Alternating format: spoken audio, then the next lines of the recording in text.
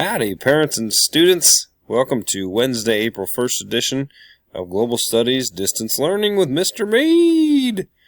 Hopefully all this gets a few laughs here as I've done some COVID-19 trimming to make sure that if I need to wear a mask, that it fits nicely and gives a nice, secure, snug fit over my face. Little update on what Mr. Mead's life has been like with 4 crazy kids running around at home. Not a lot of personal space, which I think is directly against the COVID-19 response requests.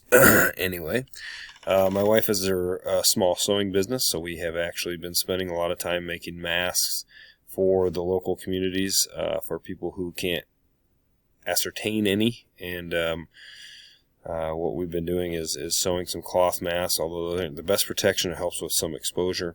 And so we've been giving those like the Iowa City PD, some of the local clinics around here, and then people who have just been wanting them for themselves, for the elderly and things like that. So we've been doing a lot of that. I've been trying to keep my kids quarantined from my neighbor kids, which is almost an impossible task. So I've been running around quite a bit trying to keep my kids occupied, busting out my own elementary teacher-ish self, trying to be entertaining, and keep their, just keep their interest in the things that we've been doing around the house. So, my best guess is that our quarantine and our time away from school may be extended here as we even look at the governor's response tomorrow. May push that back. Now, I don't know that anything officially, but I'm guessing the April 13th deadline, that's about when they're predicting the Iowa cases to kind of peak. So if we look at the COVID update for all of you who have not been following this, currently we have almost 1 million cases confirmed across the globe, with the U.S. leading the charge here, and we have ramped up testing immensely. We have cranked out, with all of these businesses that are really helping crank out these tests. We've started to test a lot more people in the U.S., and those positive cases have gone way up. We haven't seen the death tolls like Italy, but at the same time, we're scared. I'm scared. I'm sure you guys are all scared, and it's okay to be scared, but a lot of it's because of the unknown. So, trust the CDC and medical experts, and continually try and keep yourself updated on a weekly basis. The informations I showed you in last week's slides, go back to those. The CDC is a great place to continually check in and see what the most avid response should be for you to stay safe. Continue to wash your hands frequently. Anytime you do something where you may feel like you've been exposed, the gas pump is one that I never really thought about, but I have continued to sanitize very, very well, although I haven't been driving much, so that hasn't been an issue. But touching my face is, so I'll have to go make sure I quarantine myself after that. But, exposing yourself to a neighbor or to somebody who has been outside the state or outside the city even, or traveled in the last, 14 days. I traveled to my parents' house today. They've been quarantined for 14 days as well. But I know my mom's been to work, and so as soon as I got in the car, I sanitized my hands before I did anything with my kids. And you just got to take extra precaution now, try and flatten that curve so that our medical professionals can do what they need to do here in the upcoming weeks. I think, just to prepare you a little bit, it seems like over the next week or so, or 2 weeks, we could see Iowa be more impacted than we have in the recent future, or the very recent past. So, hopefully we see you very, very soon. But what I will do here is actually go through what this week's suggested material will be. So you're listening to a message from me right now. The goal this week is to finish up all missing and late work. So what you need to do once you get to your dashboard and you click on Global Studies itself, then you go ahead and click on assignments. My view will look a hair different than yours, but I have all this stuff in here. But you have chapter 14.1 and 14.2 notes. That is accessible by you through the through our Canvas, or through our Power School course page. Now again, yours looks much different than mine, so when I go in here, you'll actually have a tab on this left-hand side over here, and it will say Pearson Courses. You click on that. Mine's way up here in the right-hand corner. And then you click on Pearson Courses again, and what you want to click on is a tab that says My World Geography. Alright, so it says and actually if you even click in, you'll have this same thing on the right hand side. E-text for schools, if you click on that, it should take you right to the textbook itself, I believe. And then we obviously, if you read Spanish, academic Spanish, this is a good one. But this one will take you right to the textbook itself. Alright? So that will help you answer the vocabulary for 14.1 and 14.2. Once you answer that on a HyperDoc, just define the terms in each chapter and submit that to Canvas. Secondly, you also have an Africa extra credit.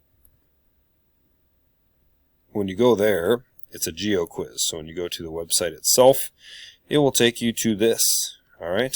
And what you need to do is guess where Egypt is. So I guess Egypt, it tells me, hey, you got it right, score of 5. Right? Then it says South Africa. Okay, then I guess South Africa. Oh, yay. Alright. Kenya. So you continue that on. And the goal is to only miss 3 countries. Now, Africa has quite a few countries. I understand that. The key is that you kind of learn where these African countries are. And once you do that, you screenshot. Okay? So my screenshot's a little bit different on a Dell computer. But screenshot on a Chromebook, and if you don't know how to do that, just Google it really quickly. We'll tell you how to screenshot it. And then what you do is you save that file into Google Drive, and then you submit that Google Drive picture to your extra credit, and then I'll be able to see the picture and give you your 10 points of extra credit. So that's pretty cool there. Going back to the last assignment that you have due is your Early Humans HyperDoc. Alright, and again, if you click on this assignment, there should be a link in there for that. You open that bad boy up, and you have this. So you have a little bit of video to watch, which will have 4 questions to it. Okay, and then the 5th question is, based upon what we learned in class, why is the fossil record so important? Again, I'll probably spoon feed this one to you a little bit if you contact me and ask me a few questions, so make sure you have communication with me on that one. Second one is, look at this picture here on the bottom. Oops, I had trouble loading. Between these different hominids, or early humans, and us, Homo sapiens. Okay, answer the differences in those boxes. Make sure you're comparing hominids to Homo sapien. So all of the previous 2 Homo sapiens in this picture. So all 4 of these, what are the differences between these 4 and Homo sapiens? And then this one, you're actually comparing Homo habilis and Australopithecus. Okay, so these last 2, you're comparing just these 2. And again, you can use visuals. You can also use the data that's put there and also the year range. Okay. Lastly, you're going to the Smithsonian Institute, and you're looking at 5 different species. Okay, you're giving me the picture on the web page of the species, so control copy, paste that, and then in the survival range, okay, so let's say I'm going to do Homo florensis, right? So I click on this. One thing you want to do, you can copy this image here by just going 2-finger click on your Chromebook or right click on your computer, copy image, okay. And then you scroll down or control F into how they survived. It gave me a couple reasons or things on how they survived to be a more dominant species than the previous one. Now you need to do then after that is go down here, paste your picture, and then tell me in your own words how they survived as a species. A couple of things that helped them survive. Alright, now lastly, which is a little bit bigger of an issue here, because I'm at 9 minutes, my 15 allotment, I promise I won't take any more of your time, is your global issues essay. Whew! Alright, so again, in your global issues essay, right, you have a lot of different help here. So, as I go into my assignments again, it'll be under projects. Okay, so global issues essay. There's so many things that we can help you with here. Here's the rubric. All right, so as you write your essay, the format needs to be a 5-paragraph essay. Ooh, there's my fingers. 5-paragraph essay. There we go. 1, 2, 3, 4, 5. Intro. There you go. Intro. Paragraph 1 of evidence. Paragraph 2 of evidence. Paragraph 3 evidence. Conclusion or solution or call to action or any of the above, right? So format. 8 points for format. Is it a 5-paragraph essay? Just going to look at it. Is it 5 paragraphs or is it 15, right? Or is it 2? Global issue. Is there evidence there that there is a global issue? If yes, you get the points. If I'm like, sorta, yes, maybe, kinda, then you'll get some of those points.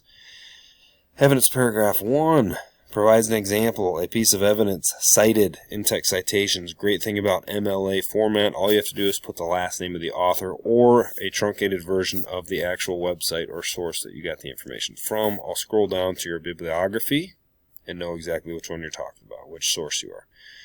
Evidence paragraph 2, same thing, same criteria. Evidence paragraph 3, same criteria. You need pieces of evidence cited from actual sources. Please, please, please avoid quoting a whole long piece of text. I've had a few of those that have done that so far. So a solution or conclusion, that is just your thoughts on it.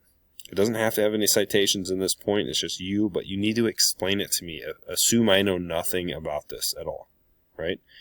So if I know nothing about your process, if you just suggest something to me without an explanation, I'll have no idea what you're talking about, and you will not get your full points, right? Last thing, important bibliography on a separate piece of paper. Control, Enter will give you a new paper or a new separate page, and put all your sources in MLA format on there. If you need a site to look at, EasyBib has been one we've used in the past, not that great. There's a lot of free citation sites that you can use to cite these sources. So find a way to MLA cite it, put it on that last piece of the essay. That's not the end of the world. You might lose a point or two if it's not officially cited. Our purpose for this paper is to get you to write a 5-paragraph essay. All right. So in essence, this week is all about, let's just wrap up the things that we've already done, right? Make you feel successful about this try. If this is the last thing that we do that's graded or formally graded, that's all we can do, okay? But you guys know, you've been in school when we talk about this. You have me as a resource. Email is a great thing. Email me at any time. I will respond to you at some point. It might be 12:30 at night. It might be 1 o'clock in the afternoon. It just depends on when I have free time or alone time. Because with 4 kids, it gets a little crazy. Especially right now, it seems to be a busy time for my wife too. So our roles have somewhat shifted here. So as we look at that, just reach out to me if there's anything that I can absolutely do for you. Parents as well. If you're questioning what should I be doing with my kid, what are some good social studies activities, I suggest to you, right? Write letters to retirement homes. What are some service projects you can do? What can you look at in the environment of your own backyard? How can you improve your efficiency in your home? How can you decrease your carbon footprint? Are you recycling efficiently? Are you tracking your water usage? Are you track how much energy you waste? Figure out watts and joules and all that stuff. There's so many resources on the internet for those types of things, just to keep yourself current. Also, keep up to date with COVID-19. If there's anything more relevant in global studies and global issues and looking at global issues, it's the pandemic that we're in right now. So educate yourself. Don't worry yourself to death. If you have a lot of anxiety over it, give yourself some space. But at the same time, my biggest assignment for you is to enjoy yourselves. Enjoy your time with your family. Find ways to connect that you haven't connected before. Read a book. Sit down and play games, board games. Holy cow, there's nothing like have a fire in your backyard if you're able to, and just be a normal human for a change, without the stresses of school and all that stuff. So I love you. I miss you. Go Trojans.